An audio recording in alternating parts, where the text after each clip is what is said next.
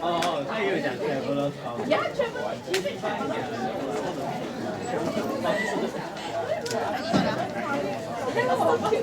他没有忘记。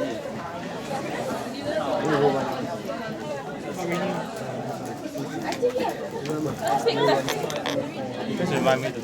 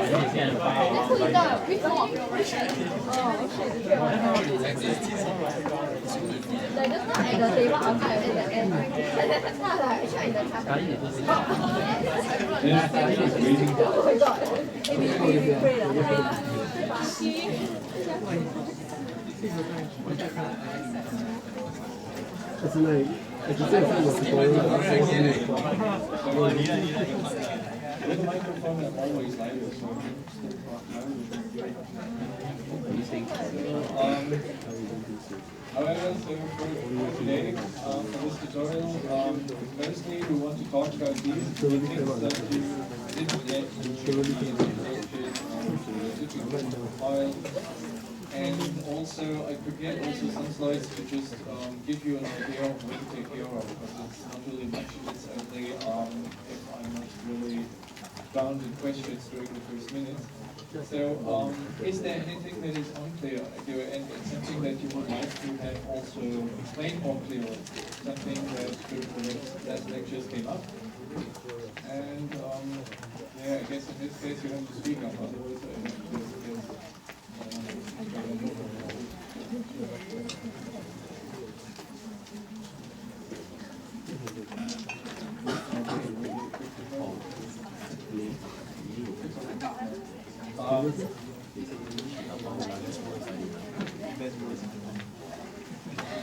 so, how about that? We are going through all the lectures that I've presented so far. I show you what I brought on slides. I just say a bit about it, and if you have particular questions, we can also go through it. I thought, because I think there was also some kind of test, and the solution was really maybe there are a couple of questions we can also however you like, just tell me. And, today is really hope for questions. And we start with the very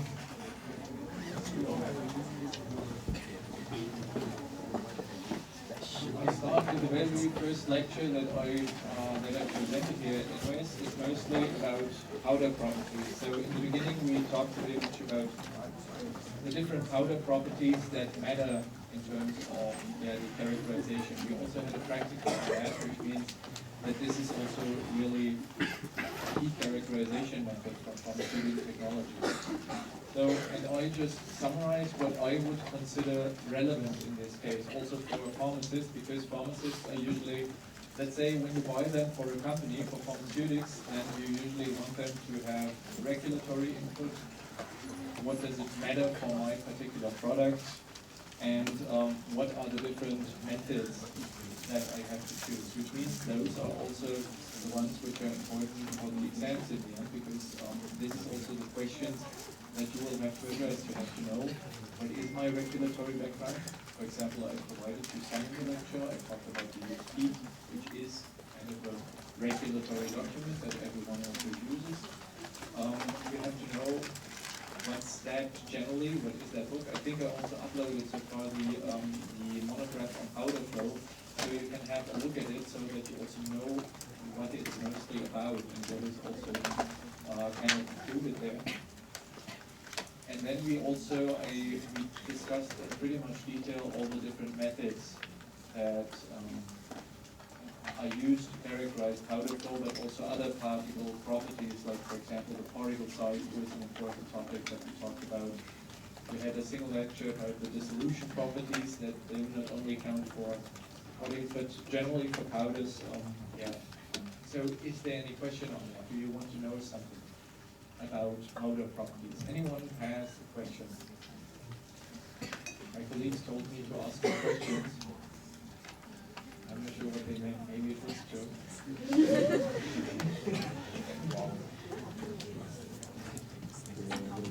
Okay, how do you normally do that? We don't do that a lot in Germany. I can also give you the microphone. Everyone can ask a question he or she can come up with, or I just go through the slides and tell you a bit more about the methods. Is this what you would like? Not if you would like that. If you don't like that, then shake your head. Or better jump up, then I can see it. Okay, now it's jumping, which means we go to the slides again.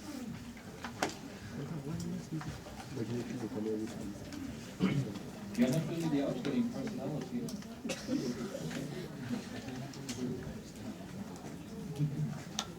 Oh, Francis, can we actually have personality? Rarely, possible. People at homes like don't want to study and I'm sure a lot like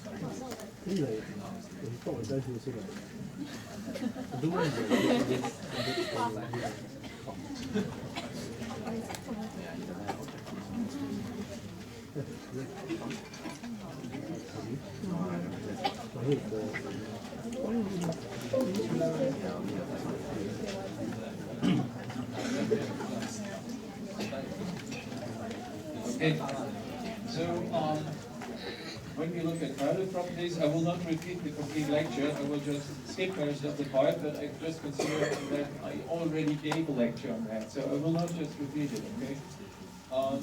So we generally, I introduced with what is a powder. This is generally also part of your regulatory background, because regulations, why do they play a role? Yeah, usually this is also the way that your product will be looked at by the regulatory authorities. They just look at the product, say, okay, this falls into the category of powders, and this is why we apply certain analytical measures here.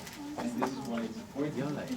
I also introduced a bit the different dosage forms, and I mostly focused on the USP, because I know also from my conversations with the HSA here in Singapore that they usually judge every product by the market it is coming from. So usually they look at the USP when it is an American product, and then they mostly work on that basis. Which means the largest market in the world, the American market, is or let's say one of the biggest markets in the world is the US market, and there this is what you find. You find specifically also information about each and every preparation and what are the requirements.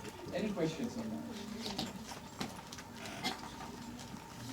So there's also a definition of powder fineness. This has to do also with the with the details that you also have to kind of classify your powder. You have to provide the information to the authority so that they also know what will be possible problems here.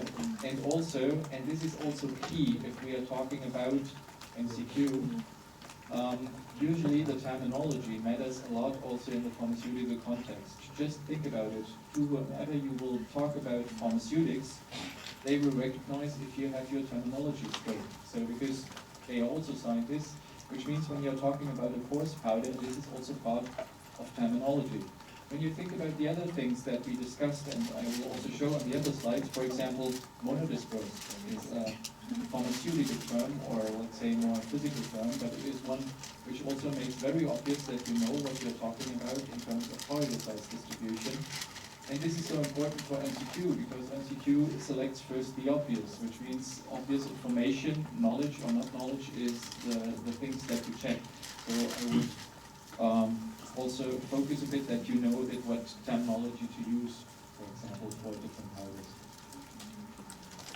I gave also an example. Sometimes the excipients also matter. For example, we had in the practicals, we had magnesium stearate, which is flowing agent. There's, for example, talcum, which is also a flowing agent. And sometimes the excipients also are part of the general formulation. By the way, at all times you can stick in, yeah? Just raise your hand. You do not really have to jump. Okay? So just raise your hand if you want to have on one particular slide just another explanation or a bit more information, just tell me. Okay? Because we have a lot of slides for, because it's the last lecture, so I have to cover them all during the tutorial. Yeah? Okay, so sterile powders for solutions was another example that I just gave to you because I wanted you to know that usually it depends pretty much on the administration route. So here, for example, it was sterile conditions. This is why I selected this example, because it also has a tremendous impact on how you prepare those powders. For example, when you think back about the practicals, we didn't really work sterile there, right? So, and in the end, it would also require a completely different set also of analytical measures to also confirm that. This is why you find this example here. I'm particularly lucky with the technology these days. Also not working. Okay. When I heard about the topics of this lecture, I thought about powder properties, pros and cons, because in the end, powder is not only intermediate product or something, it is also final dosage form. So very often you find them in market, for example, for children or for the elderly. This also has to do with the dose range that you can address, that you, for example, can flexibly alter the dose. This is also part of the idea why you then later characterize powder in a certain way. And this is also why I wanted you to know about it. And when you have a problem with your formulation, you sometimes may also have to argue what can be possible problems, and then, for example, inaccurate dosing is one of the most common ones, because think about whatever dosage form you find, for example, tablets, you also find that there you, in the end, also measure a certain volume, and this translates later into a tablet, and this means that dosing is also something that matters for every dosage form, and this means very often also for the raw material, and this is very often the tablet. So, specific requirements, talking about regulation. Why did I say regulation matters? I also mentioned, for example, particle size is a property we measure. We also want to know, but in many, many cases, it's mostly about, let's say, one particular administration route where it particularly matters, and this is here the administration to the eye, because there we really have also a defined limit of the diameters. And this is also something we're recognizing, because just consider the USP, the United States Pharmacopoeia, to be mostly a book which looks at the safety of your dosage form, and this is why it provides quality. They want you to have a certain quality to later ensure that your product is constantly safe. And this is also why very often you find no requirements, because it has to cover all of the market. But in the end, for some specific applications, like the eye, there you also give us our particle size range, for example. So powders are used as bulk materials, but also play an important role in processing step. So this was more blah blah. Why compare powders? I think I brought also some samples, these ones here. So just to give you an idea how different powders perform when you just have those powders. Now you all have been in the practicals, which means you also know that by now. That the powder flow is something which is highly variable and also sometimes difficult to measure. You saw that in the practicals that sometimes we did not really have a flow with certain powders, sometimes we had it. And just to understand what role it plays in dosing, I made those pictures. This is mostly made in my office. I made it just quickly before the lecture. What you see here is, for example, a very, can you see that? Oh yeah, you can see that. A very strong effect of agglomeration, which is mostly due to humidity.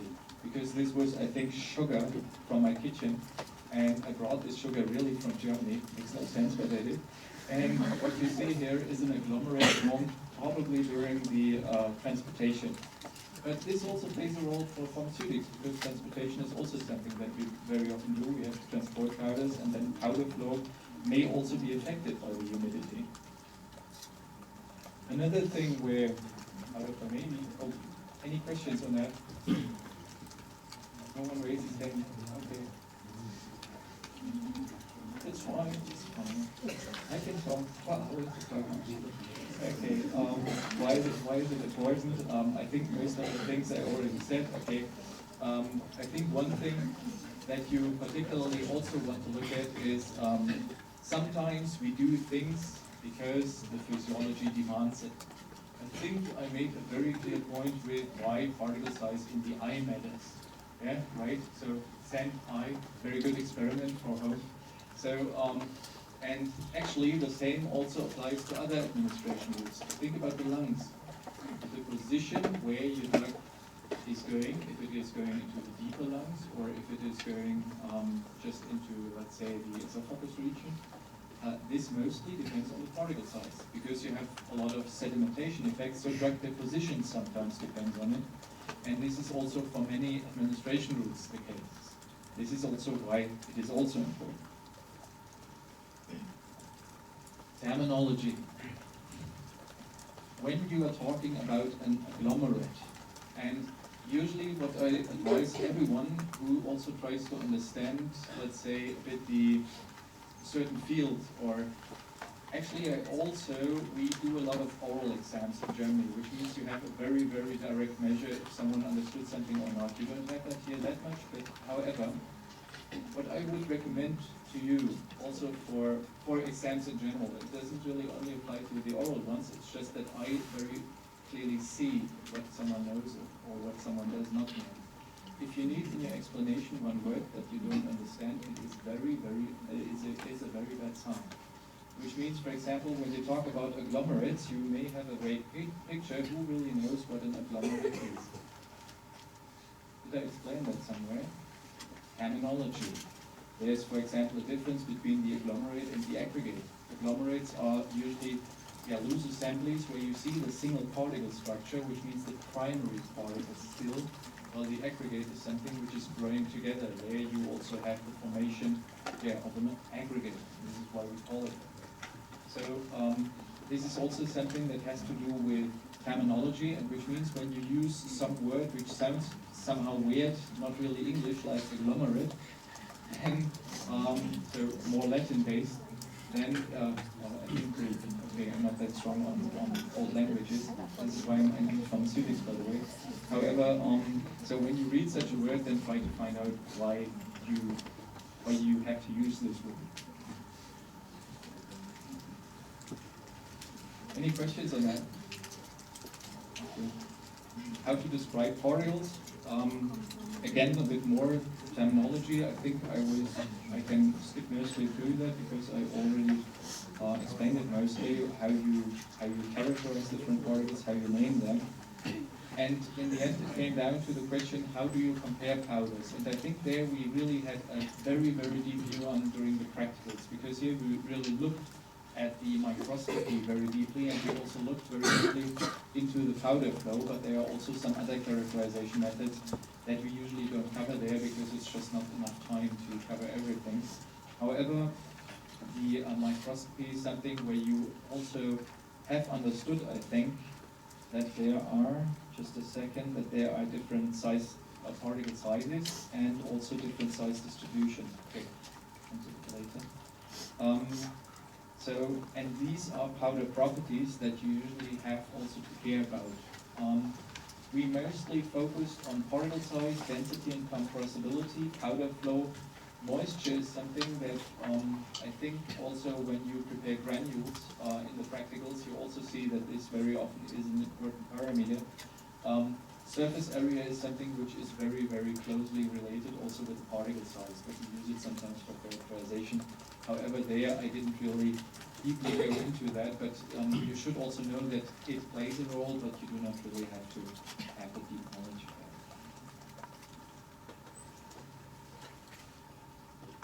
Particle size is important for a lot of properties, and this is also why I focused on this one, and also because it's sometimes difficult to understand, because everyone has already kind of a picture in our mind what particle size is. But in the end, it comes down to a lot of conventions. We saw it in the microscopy in the practicals. Sometimes it just depends what kind of diameter you apply to finally get a certain outcome. And this I found also important. Also, I was asked, I think, a question. I think now every one of you has also access to this website that I made for questions, right? Everyone has?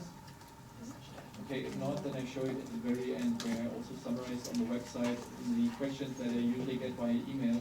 I usually compile on a website and give you access to that. Whenever I was asked a question, I also send the access to it, but I can also give you all the access in the end that you can briefly scroll through it. However, I was, for example, very much asked about compressibility, because compressibility suggests that it has to do something particularly with tableting, which is the case. But when I talked in the lecture about it, I talked about compressibility index.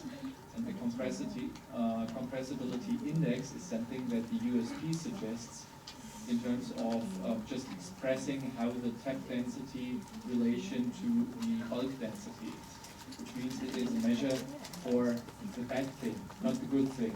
Compressibility sounds good, it's compressible, right? But it is not a good thing, because it's the way a powder increases density, and by that also increases the dose that fits into a certain We talked about seeding, microscopy, and laser diffraction. Laser diffraction was, I think, mostly your favorite, because I got a lot of questions about that. But we can also briefly run through it, because I also have the slides now integrated there. So I wanted you also to know that there are different particle size distributions.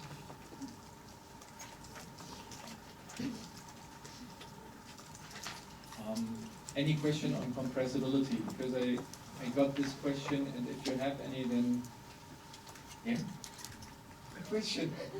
Okay, too much. So, what do you mean? So compressibility is generally something we very often talk about compressibility in the context of tableting. So we want to have that for example, that you have a compressible powder which forms also under pressure a very, very strong tablet. But this we would usually measure as tensile strength, or for example tablet hardness. This tells you how hard the tablet is. If you are talking in terms of analytical measures of the USP, which means when you talk about the compressibility index, then you have a very, very clearly defined term. And this means, yes, we want powders compressible generally, or we want to have a good tableting, but the compressibility, the term that you use for describing compressibility, is not a good thing. So it's just about wording, right? The one we just use because we very often talk about tableting, and the other one is really about terminology. So compressibility index is always a thing that you want to be mostly low, because it's really a defined term in the USP which says this powder increases density. So, but this doesn't mean that we don't talk about tablet compression, which just means something else, okay? This is what I'm going to say. So, particle size distribution, so P90, P50 values, I think here the definition is quite clear. It is something that is usually also very often obtained from sieving experiments, so where you have a certain size and all below that is then usually the size, for example, 90% of the particles are smaller than a given diameter. This is the definition of a D90 value. So, for example, when you have a sieve and you have powders, you just put the powder on the sieve and you say 90% of my particles pass that sieve, then that means that only 10% are more or less lying later on the sieve, this mass fraction, and the rest has passed the sieve. And this also means that 90% of my particles are smaller than this value, at the mesh size of the sieve. And this is how you come to such a value. The same is for so D50 and also D10 value is mostly the same. It's just this definition that you say, okay, smaller than, and then you provide the particle size. This fraction is smaller than, 90% of my particles are smaller than, let's say, 2 micrometers, and then you would give D90 of 2 micrometers. Sieving and air sieving. I think here I also have to say something because I also found that in your questions, I think everyone or no one really had a problem understand sieving. And we also have usually we have a certain limit in sieving and in air sieving. So usually particles, when you have particles below 200 micrometers, then they usually quickly re-agglomerate when you try to disperse them, which means they are difficult to sieve because they are just sticking together. But air sieving is a method where you can go down to lower ranges. So usually down to, okay, the manufacturer says down to 10 micrometers. This is quite questionable. However, you can at least 20 micrometers, you can still measure with a good air sieving system usually. And this means what I provide here, particles below 200 micrometers cannot be dispersed without re-agglomerating easily, applies to the normal sieving, and air sieving in comparison allows you to measure that fraction. This is what I also said when I explained this slide, and this is because it's not very clearly from the lecture notes, because it's here just the example, I also mentioned that now particularly. Okay? Any questions on that part?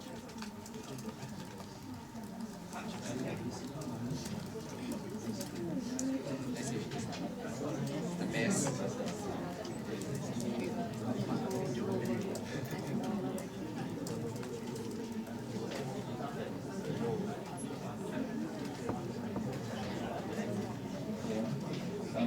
I'm not sure if everyone got the question because it's a good one. Okay, all questions are good, but this one is particularly good. So the question was if there's also a certain particle shape that I have to use, or I have to have in particle sieving. And I think this is also an important thing, particularly when you want to use air sieving. Air sieving is something that works very well with particles who have certain shapes. For example, spherical always works well. When you have needles or platelets, then you may also have an effect that you cannot really disperse them well because they are just sticking together and only in one direction. You have a very, very strong resistance to the airflow. So yes, the particle shape matters in this context. It is also important for the process to have certain particles, but the only way to really see that is trying. So in the end, what you would do, you would never only, so I think I know no one who usually in drug characterization only relies on sieving, because usually you also have a microscopy and then you see also how the particles look like. They are also, let's say, usable in a certain method. And either way, you will get, let's say, when you do not really have a good dispersion method in the sieving process,